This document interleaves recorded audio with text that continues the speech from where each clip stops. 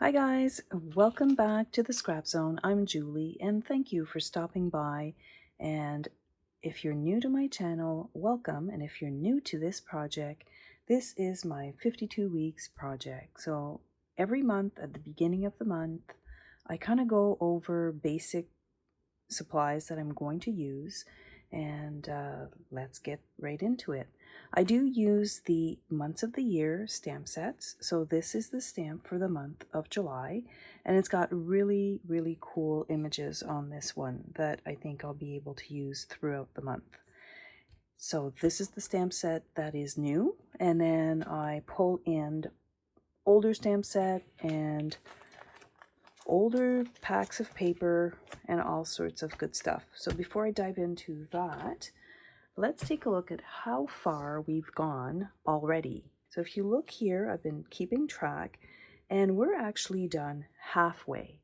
So if you're working on your project with me, congratulations, we've hit the halfway mark.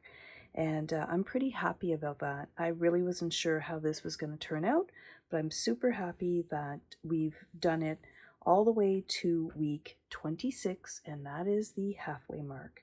So if we go through the sketches that we've been playing with, we've got January, February, March, April, May, June, which I've just completed. And in June I had 5 weeks, so I decided to do this one here twice. So if you want to see how that turned out, just check the video for weeks 25 and 26. So we're going to start the month of July with 4 brand new sketches. I'm pretty excited about these. And summer is quite short here. So I'm thinking rustic, I'm thinking camping. I'm not exactly sure. I know that we are going out camping, so that might be the papers that I'm looking for. So let's look at a few options that I've taken out for this month. So this is a mixed bag, definitely. It's got some mix-in papers from last summer. Let me see. I don't even know when. Oh, here's a full sheet. So it was the mix-in, and that was before they started to say which catalogs they were from, but I know it was last summer. And the reason why I picked this one is because I liked the tan color, I liked the pink color, and I pulled this out of my stash. This is Balloon Ride. This is an old pattern paper, but obviously I really liked it because I kept it. So this kind of spoke to me, these colors here.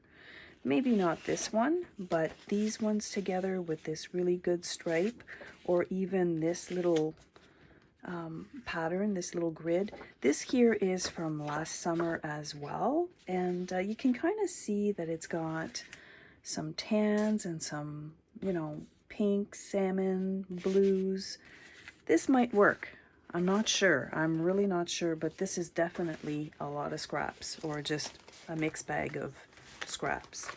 Then I thought, okay, well, if we're going camping, some of you may still have this. This is a very old, I'm not even sure how old this is, Back Country. So this was a really pretty collection, and I have tons of it. So we are going to a cottage, so this might work. I liked the greens, I like the blues. I know that my husband's and the kids like to fish, so this might be a paper collection that I will use. I haven't decided. I'm a little bit indecisive this month. And then this one here is new. So it's new, and I know I say use your scraps, but this ends up being a scrap for me. And let me explain why. Because I did this pretty cool layout.